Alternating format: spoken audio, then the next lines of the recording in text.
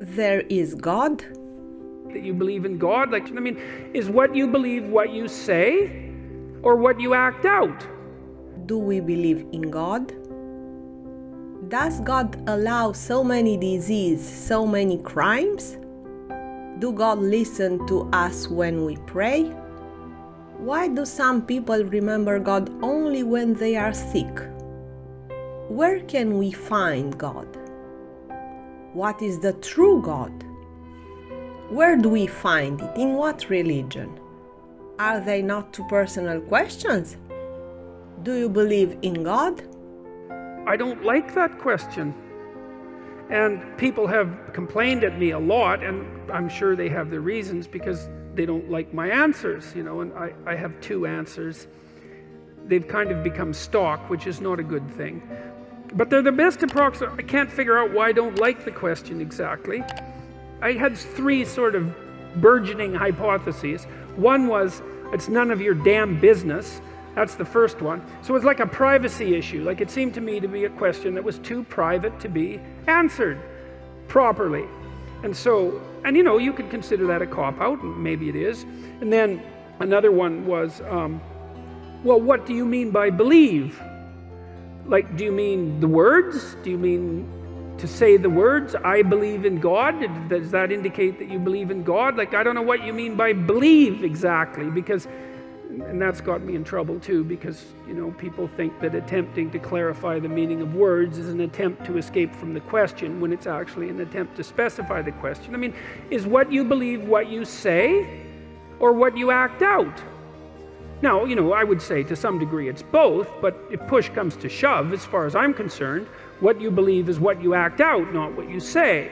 And then, and if you're an integrated person, then what you act out and what you say are the same thing, and then you're a person whose word can be trusted, right? Because what you say and what you do are isomorphic, they're the same thing. But belief is instantiated in action, so I have also suggested that I act as if I believe in God, or to the best of my ability. And people aren't very happy with that either.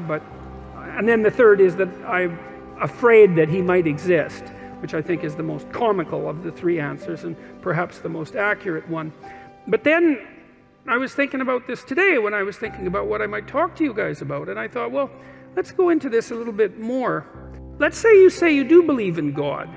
You say, I believe in God. It's like, okay, well, that's hypothetically pretty impressive, I would say. It's like you believe that there's a divine power that oversees everything, that is fundamentally ethical, that's watching everything you do, and you believe that. And so what effect does that have on your behavior if you believe it?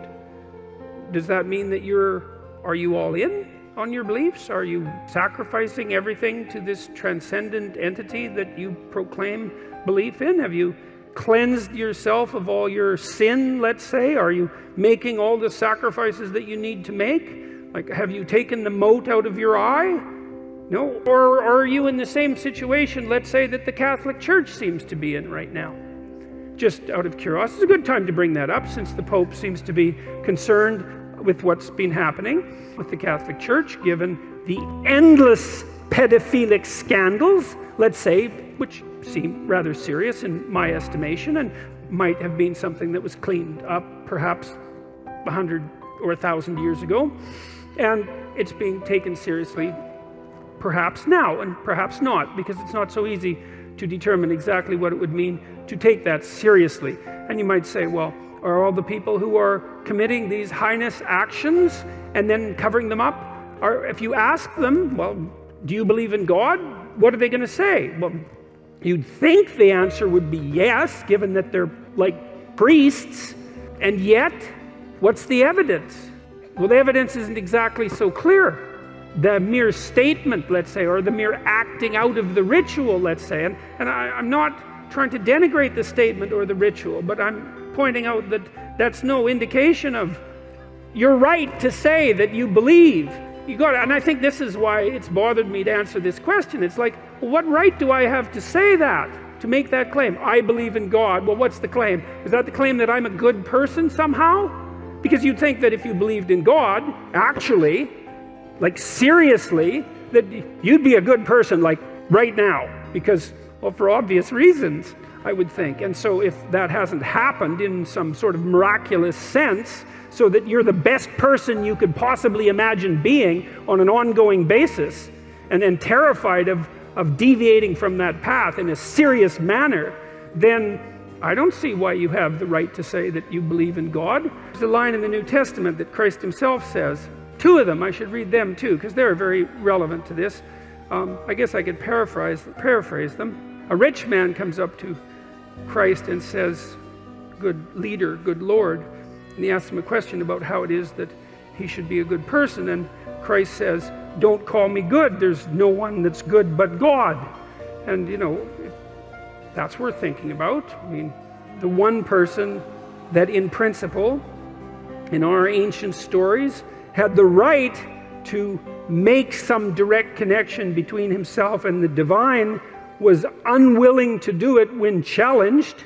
And so it might be reasonable to assume that each of us could be much more cautious about making that sort of statement bluntly when we're asked. And then the other line is, not all those who say, "Lord, Lord," will enter the kingdom of heaven. Got that about right? Which means something approximating, just because you make a claim to moral virtue, let's say, your belief in God, which I can't see how you can make a higher claim to moral virtue than that. You know, I mean, agnostic, atheistic, I don't really care. The point is something like this. Imagine something of ultimate transcendent value. I don't care whether you believe in it or not, but imagine that something like that exists. And then you swear allegiance to it, which is to say, I believe in this. I mean, there's a heavy moral burden that comes along with that, just to allow yourself to utter the words without feeling that you should be immediately struck down appropriately by lightning. And so I think that's why that question makes me uncomfortable. When is the right time to approach God? I will invite you to answer this question, and thank you for watching this video. I will ask you to leave us a like, and do not forget to subscribe and press notifications to see the following motivational materials that I will load.